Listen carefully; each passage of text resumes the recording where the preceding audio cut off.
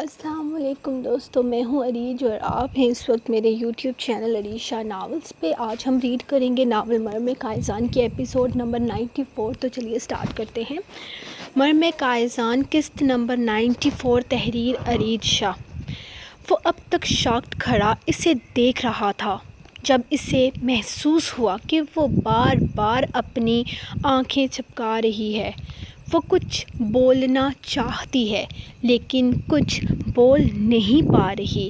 اس کے قریب آتے ہوئے اس نے اس کے کندھے پر ہاتھ رکھنا چاہا تھا کہ اگلے ہی لمحے وہ بے ہوش ہوتے ہوئے زمین پر گرنے لگی۔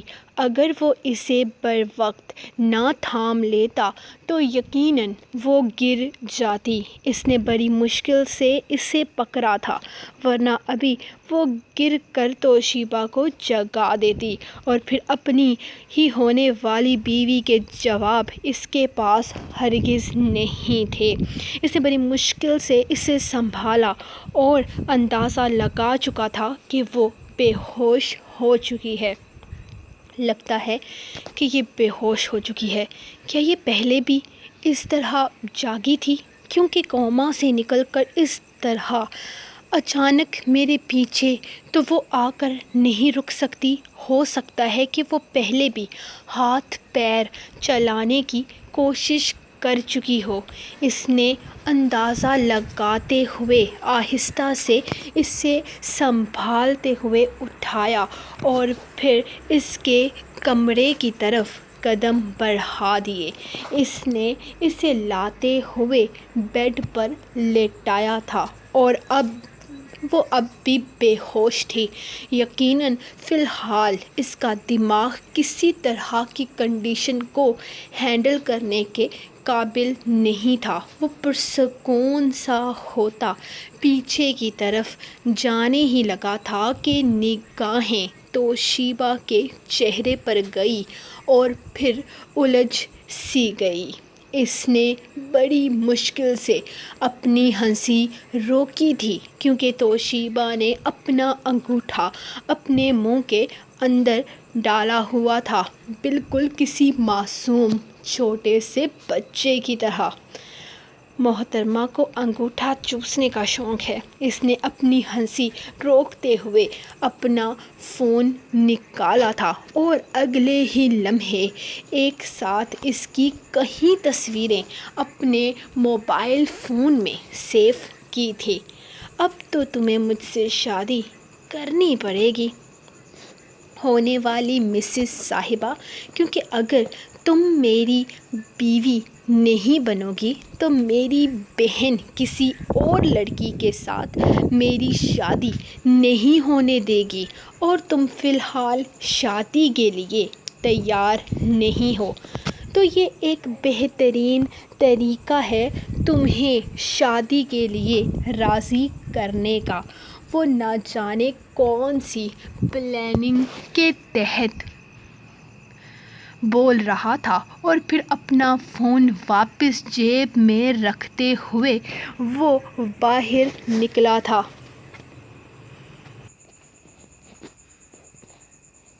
اب تو یہ بہترین۔ ایک نظر ٹھیک سے ان دونوں کو دیکھ کر وہ واپس بیسمنٹ کی طرف آیا تھا۔ اس نے لا کر وہاں سے اپنا کٹر نکالا تھا جو اس کی بہت مدد کرتا آیا تھا۔ اس کا ارادہ جلدی سے وہاں سے نکلنے کا تھا جب اچانک ہی وہ سامنے رکھی الماری سے انجانے میں ٹکرا گیا اور اگلے ہی لمحے وہاں اوپر سے ایک فائل اس کے ہاتھوں میں آ گری تھی۔ اس نے جلدی سے فائل اٹھائی تھی جس پر قائزان کا نام لکھا ہوا تھا، لیکن اس کے پاس اسے پڑھنے کا ٹائم نہیں تھا کیونکہ اذانوں کا وقت ہو چکا تھا۔ ہر طرف سے اذانوں کی آواز شروع ہو چکی تھی۔ وہ جلدی سے اس کے گھر سے نکل گیا تھا۔ رات میں اس کی آنکھ کھلی تو قائزان اس کے بالکل ساتھ ہی سو رہا تھا۔ اس کا بازو اس کے اوپر تھا، جبکہ وہ اسے اپنے بے حد قریب کیے ہوئے تھا۔ اس نے اس کا ہاتھ دیکھا تھا جہاں پر ایک کٹ لگا ہوا تھا۔ یقیناً ان لوگوں کو مارتے ہوئے ہی اسے یہ کٹ لگا تھا۔ ایک لمحے کے لیے وہ اس کے زخم کو دیکھنے لگی جہاں پر سفید رنگ کی پٹی بندھی ہوئی تھی، اور سفید رنگ کی پٹی کے اوپر تھوڑا تھوڑا سا لال رنگ کا دھبا تھا۔ یقیناً زخم گہرا تھا۔ وہ کتنی ہی دیر اس کے ہاتھ کو دیکھتی رہی، پھر آہستہ سے اس کا ہاتھ اپنے اوپر سے ہٹا کر اس کے قریب سے اٹھنے ہی لگی تھی کہ اس کی آنکھ کھل گئی۔ کیا ہوا؟ تم جاگ کیوں گئی؟ اس کے ہاتھ پیچھے کرتے ہی وہ دونوں آنکھیں کھولے اس سے پوچھنے لگا۔ وہ کچی نیند سے جاگا تھا۔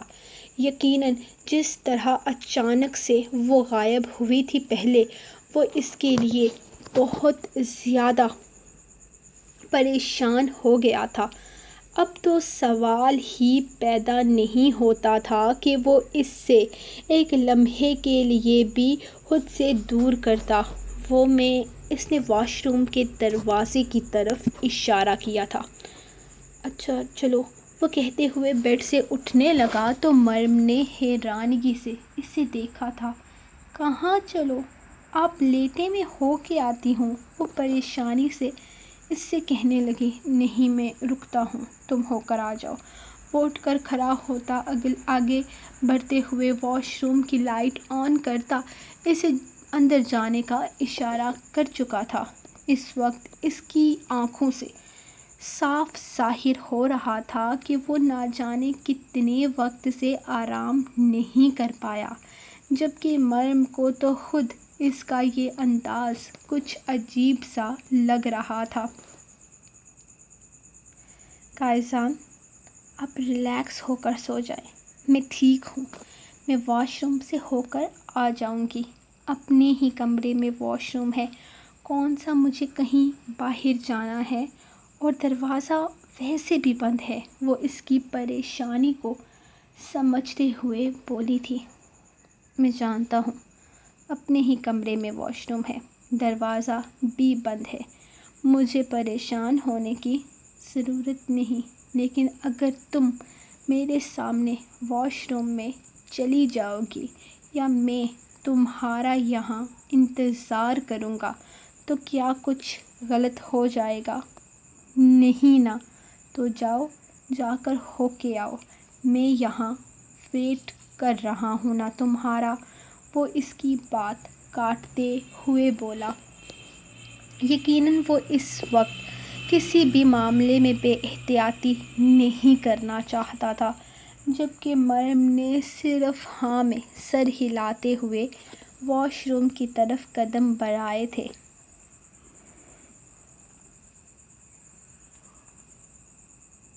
دروازہ کھلا رہنے دو، اس نے جیسے ہی اندر قدم رکھ کر دروازے کو ہاتھ رکھا تھا، اسے پیچھے سے قائز کی آواز سنائی دی تھی۔ وہ ایک نظر اسے گھور کر خاموشی سے اندر چلی گئی تھی۔ 2 منٹ کے بعد وہ باہر آئی تو قائزان اسے وہیں کھڑا نظر آیا تھا۔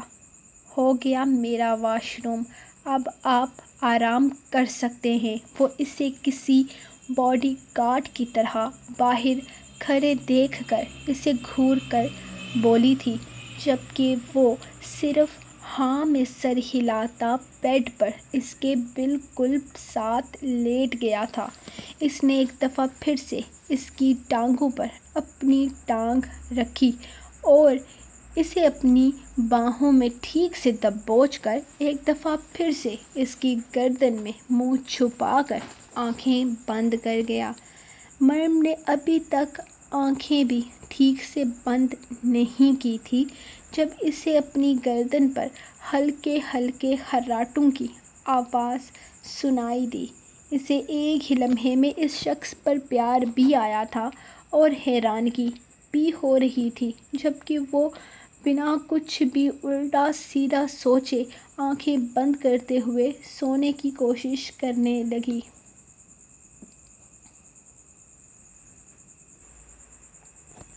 کیسی طبیعت ہے اب تمہاری؟ رسل نے صبح اٹھتے ہی اس سے سوال کیا تھا۔ میں بہتر ہوں، قائزان سو رہے ہیں تو چلیے ہم ناشتہ بنا لیتے ہیں، کیونکہ اگر وہ جاگ گئے تو مجھے کچن میں نہیں جانے دیں گے، اور میں یہ روز روز ٹوسٹ اور سینڈوچز نہیں کھا سکتی، مجھے پراٹھا کھانا ہے۔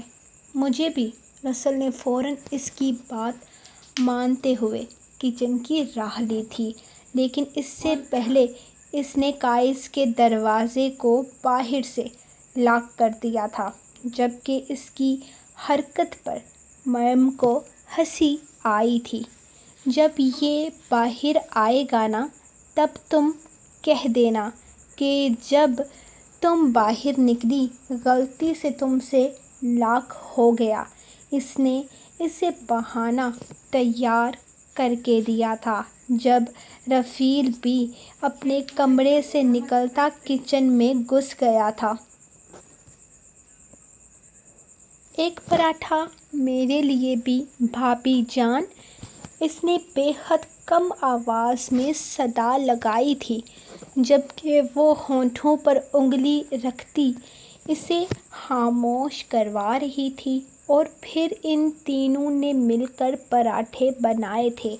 رسل نے پیڑا بنا کر روٹی بیلی تھی اور توے پر ڈال کر روٹی مریم سینکنا چاہ رہی تھی، جب رفیل نے اسے منع کر دیا اور اس سے کہا کہ تم بس مجھے یہ بتاتی رہو کہ کب کب اس کو الٹا کرنا ہے، باقی سب کچھ ہم کر لیں گے۔ ان دونوں کو اگر خود ہی کام کرنا تھا تو پھر اسے شامل کیوں کیا، وہ سمجھ نہیں پائی تھی۔ ہاں، لیکن ان دونوں کو اس نے گھورا تھا۔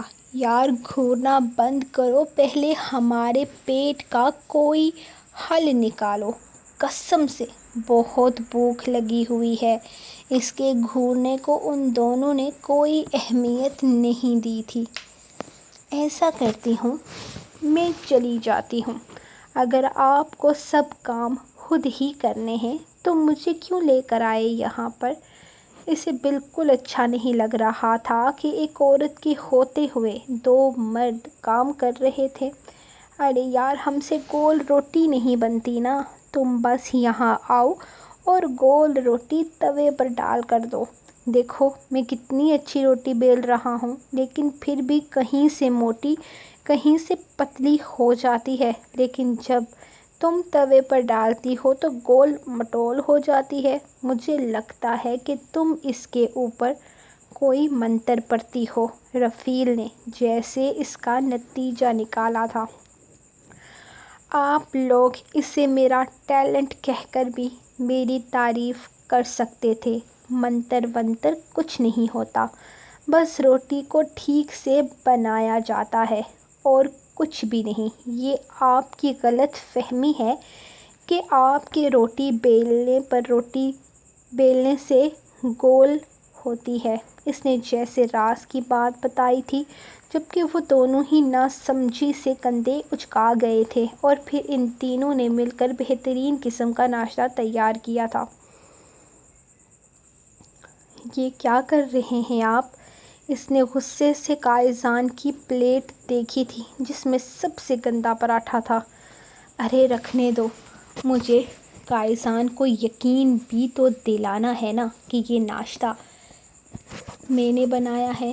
اگر اسے اتنا گول اور خوبصورت پراٹھا دیں گے نا تو اسے یہ پتہ چل جائے گا کہ یہ ناشتہ تم نے بنایا ہے، اور ہم دونوں کی موت پکی ہو جائے گی۔ رسل نے اصل وجہ بتائی تھی، لیکن اس نے فوراً انکار کر دیا۔ خبردار، جو آپ نے میرے شوہر کے لیے ایسا گندا سا پراٹھا رکھا، میرے شوہر اچھا والا پراٹھا کھائیں گے۔ اور ویسے بھی یہ میں نے نہیں، آپ لوگوں نے ہی بنایا ہے۔ میں نے تو صرف اسے توے پر روٹی بنا کر ڈالی تھی۔ فضول میں نا مجھے پھنسانے کی ضرورت نہیں ہے۔ اور خبردار، جو آپ نے میرے شوہر کے لیے ایسا جلا ہوا اور الٹا سیدھا پراٹھا رکھا، اس نے فوراً ہی وہ نقشے دار پراٹھا ایک طرف کر دیا تھا جب قائزان کمرے سے باہر نکلتے ہوئے کرسی گھسیٹ کر بیٹھنے لگا۔ ان دونوں نے تو ایسے ہاتھ چلائے تھے کہ مریم حیرانگی سے دیکھنے لگی۔ وہ اتنا تیز کھا رہے تھے جیسے پہلے کبھی ان لوگوں کو کھانا ہی نہ ملا ہو۔ رسل، رفیل، انسانوں کی طرح آرام سے کھانا کھاؤ۔ کھانا کھانے کے کچھ آداب ہوتے ہیں۔ کہیں بھاگا نہیں جا رہا یہ کھانا، اور نہ ہی تم لوگوں کو آخری دفعہ ملا ہے۔ اس نے غصے سے ان دونوں کو دیکھتے ہوئے کہا تھا۔ وہ تو ڈبلیو کا اس طرح سے بے ادبی سے کھانا کھانا پسند نہیں کرتا تھا، تو وہ دونوں تو انسان تھے۔ وہ ہم دونوں کو جانا ہے، ضروری کام ہے، مجھے کچھ انفارمیشن لینی ہے، اور رفیل نے فلیٹ جانا ہے۔ بہت دن ہو گئے نا، یہ اپنی والی سے نہیں ملا۔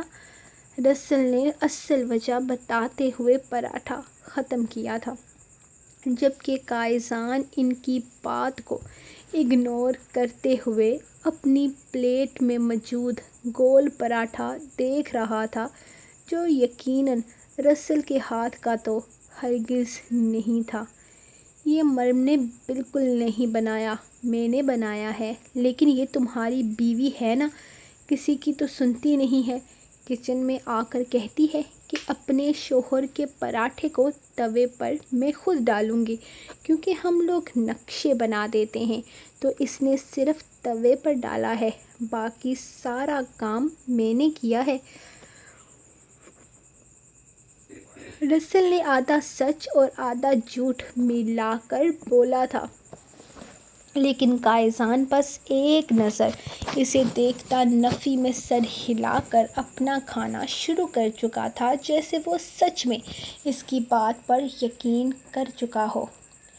ناشتہ کرنے کے بعد وہ کمرے میں آئی تو قائزان اس کے میڈیسن باکس سے دوائیاں نکالتے ہوئے آ کر اسے دینے لگا۔ میں کھا لوں گی، آپ فضول میں پریشان ہوتے ہیں، یہ چھوٹے چھوٹے کام تو میں کر سکتی ہوں، آپ اتنا پریشان نہ ہوں، میں اپنا خیال رکھ لوں گی، آپ کو کام ہوگا نا؟ وہ اس کے ہاتھ سے میڈیسنز لیتے ہوئے کہنے لگی تھی۔ مسئلہ کیا ہے مریم؟ پہلے بھی تو میں تمہارے کام کرتا ہی تھا نا، تو تب تو تم نے کبھی انکار نہیں کیا، اب اس طرح سے ری ایکٹ کیوں کر رہی ہو، جیسے میں کوئی ایسی کام کر رہا ہوں جو میرے لیے ناممکن ہے؟ وہ آخر اس سوال پر آ پہنچا تھا جو وہ اس سے نہیں پوچھنا چاہتا تھا، لیکن اب مریم اس کے لیے انجان بن رہی تھی، اس طرح سے ری ایکٹ کر رہی تھی جیسے وہ اس کا شوہر نہیں بلکہ کوئی انجان انسان ہو۔ نہیں، مسئلہ تو کوئی بھی نہیں ہے، لیکن آپ کو میری وجہ سے تکلیف اٹھانی پڑتی ہے تو تکلیف۔ وہ جیسے ایک لفظ پر اٹک گیا تھا۔ اس کی بات اس نے کافی غصے سے کاٹی تھی۔ کیا مطلب ہے تمہاری بات کا؟ تمہارا کوئی کام کرتے ہوئے مجھے تکلیف اٹھانی پڑتی ہے؟ زندگی ہو تم میری مریم، میرے جینے کی وجہ ہو، اور تمہیں لگتا ہے کہ تمہارا کوئی کام کرنے سے مجھے تکلیف اٹھانی پڑے گی۔ تم سے دور رہ کر ایسا لگ رہا تھا جیسے دوسری سانس نہیں آئے گی، اور تمہارے لیے کچھ کرتے ہوئے مجھے تکلیف اٹھانی پڑے گی۔ تم جانتی ہو میری کیا حالت تھی تمہیں کھو کر؟ تمہیں اندازہ ہے کہ پچھلے 3 دن میں نے کون سی اذیت میں گزارا ہوں؟ میرے دماغ میں صرف ایک سوچ بار بار آ رہی تھی کہ اگر تمہیں کچھ ہو گیا تو میرا کیا ہوگا؟ اگر سمیر ہمدانی نے تمہیں کچھ کر دیا تو میں سوچ بھی نہیں سکتا تھا کچھ غلط، اور تمہیں لگتا ہے کہ تمہارے لیے کچھ کرتے ہوئے مجھے تکلیف اٹھانی پڑتی ہے؟ کیوں انجان بن رہی ہو مجھ سے مریم؟ کیوں مجھ سے دور جا رہی ہو؟ جو کچھ تمہارے دماغ میں چل رہا ہے، جو کچھ تم مجھ سے پوچھنا چاہتی ہو، کیوں نہیں پوچھ رہی؟ کیوں نہیں شیئر کرنا چاہتی ہو اپنی باتیں مجھ سے؟ کیوں مجھ سے دور بھاگ رہی ہو تم؟ تمہیں کیا لگتا ہے مجھے سمجھ میں نہیں آ رہا کہ تم کیا کر رہی ہو میرے ساتھ، اپنے ساتھ؟ کوئی بے وقوف نہیں ہوں میں، سب دکھتا ہے مجھے۔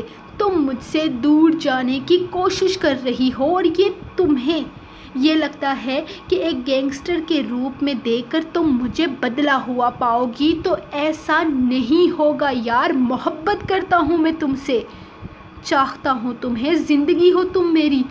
میں نہیں بدلا مریم، آج بھی وہی ہوں۔